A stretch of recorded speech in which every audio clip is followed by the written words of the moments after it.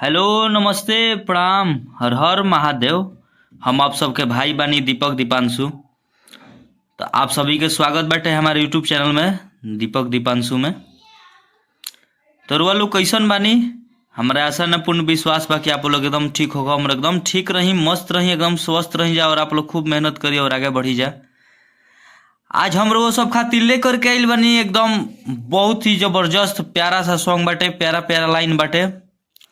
लगन special song बा, लगन स्पेशल रंगदारी सॉन्ग, रंगदारी मैटर बाई एकदम लगन में बाजे वाला जौन कहाला एकदम वह मैटर लिखले बानी 2024। देखी तर्ज बाटे कि कदम बोलक यदि शक करबू, वही ट्यून पर वही धुन पर ही गाना लेकर के आइल बानी। कंपोजिशन कुछ अलग बाटे लेकिन धुन हुए है। हमारा आशा न पूर्ण विश्वास बा भैया कि रोज सबके मैटर बहुत ही बेहद पसंद आई और अच्छा लगी। आप सब प्यार और आशीर्वाद अपन प्यार दुलार अपने भाई के जरूर आप लोग देहब जा। हमारा आशा न पूर्ण विश्वास बा, पूरा एकदम विश्वास बा कि मैटर के जरिए, गाना के जरिए आप लोग के प्यार और आशीर्वाद हमारा मिली। बहुत ही एकदम जबरदस्त मैटर बटे, एकदम लड़की के भी और लड़का के बहुत प्यारा प्यारा सा लाइन बा। एकदम सुनब जा तो बहुत ही एकदम मन खुश हो जाई। वैसा ही एकदम मैटर लेकर के आइल बनी। तो अभी तक जे भी भाई इस चैनल के सब्सक्राइब निखन के लिए प्लीज़ आप लोग सब्सक्राइब करके हमसे जुड़ी बेल आइकन प्रेस कर ले, ताकि जो भी वीडियो लेकर के आई नोटिफिकेशन आप सबके पास पहुंचे, ताकि आप सब उस वीडियो को देख सकी जाए। और वीडियो अच्छा लगी तो प्लीज़ वो सबसे रिक्वेस्ट बा, आग्रह बा, विनती बा कि आप लोग ज़्यादा से ज़्यादा ये वीडियो के लाइक शेयर कमेंट आप लोग जरूर करब जा अपने भाई खातिर। काहे कि वो सबके कमेंट पढ़ के भैया कुछ मनोबल बढ़ेला, कुछ सोची ना हर दिन की अलग करी।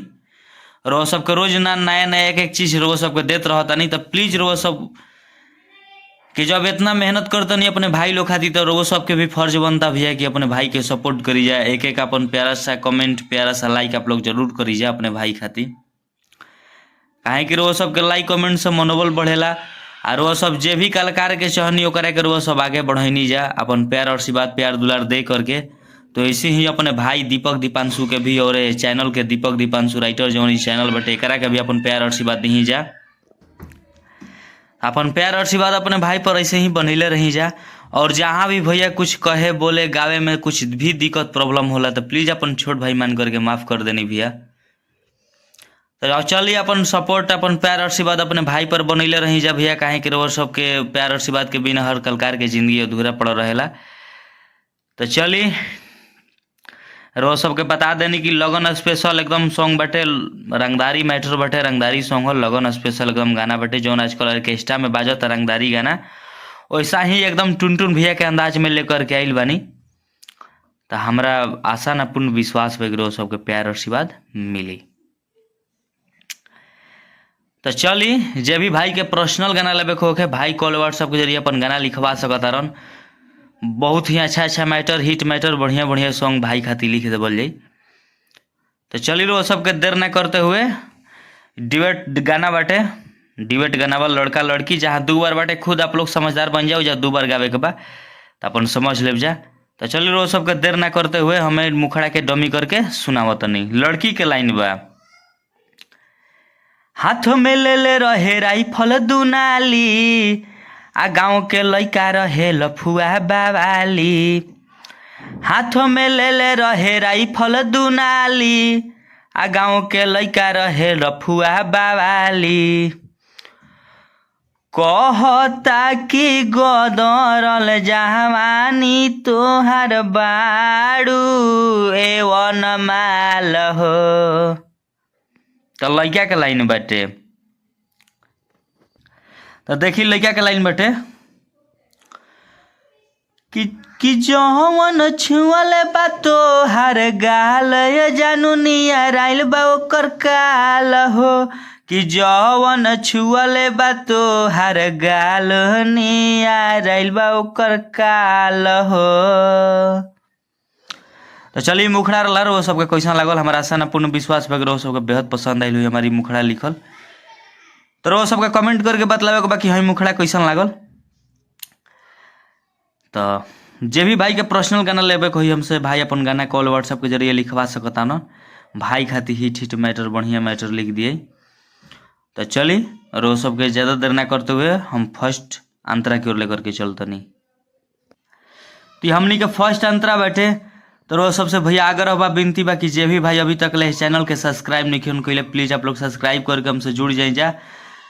काहे कि रोज सबके इस चैनल के माध्यम से बहुत सारा कुछ देवे वाला बानी, ट्रैक नया धुन, बहुत सारा कुछ नए नए शब्द नए मैटर वो सबको देवे वाला बानी। तो जे भी भाई अभी तक ले इस चैनल से जुड़ल नहीं प्लीज भाई आप लोग सब्सक्राइब करके बेल आइकन प्रेस कर ली और हमसे जुड़ी, ताकि जो भी वीडियो लेकर के नोटिफिकेशन आप सबके पास पहुंचे, ताकि आप सब उस वीडियो को देख सकी जा। और वीडियो अच्छा लगे तो प्लीज रोज सबके ज़्यादा से ज़्यादा लाइक शेयर अपने दोस्त मित्र साथी केहू के पास अपन शेयर करके जो भी भोजपुरी से जुड़ल भाई लोग बने, और हमारा के प्यारा सा कमेंट करके बतलावे के बा कि हाँ भाई कैसन गाना लिखल बड़ा, कैसन मैटर बनैले बड़ा। तो रोज सबके जरूर कमेंट करे के बाटे, बतावे के बा कि हाँ भाई के मैटर कैसन लागल, रोज सब खातिर कैसन मेहनत रोज सबके भाई करता। तो जे भी भाई के पर्सनल गाना भी लेवे के होखी कॉल व्हाट्सएप के जरिए अपन भाई गाना लिखवा सकतारन। तो चली रोज सबके हम फर्स्ट अंतरा के डमी करके सुनावतनी। लड़की के लाइन बा, नोट के गॉडी या बॉडी देखा के, तो लड़का कहता और बताओ काका कोइले बा बोला के। दो बार बा, नोट के गॉडी या बॉडी देखा के और बताओ काका कोइले बा बोला के। तो लड़की कहती है बतावत रहे कि हमारे नाम के चलेला सो पहाड़ी सगर बिछावले बाजाल हो। तो लड़का कहता कि जवन छुअले बा तो हर गाल वो करनिया राहिल बकाल हो, कि जवन छुअले बा तो हर गाल ये सोना निया राहिल बकाल हो। तो हमारी मैटर वो सबका कैसा लागल, ऐसा न पूर्ण विश्वास पर वो सबका बेहद पसंद आयल हुई।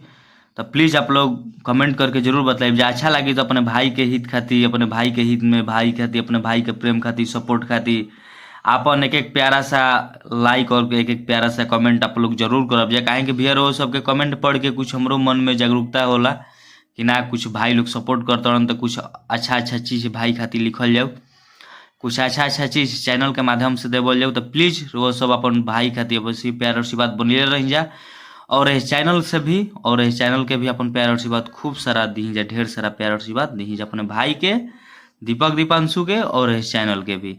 तो चलिए नेक्स्ट सॉन्ग के लिए टाटा बाय बाय, जय हिंद जय भारत, जय हो भोजपुरिया समाज, जय माँ सरस्वती।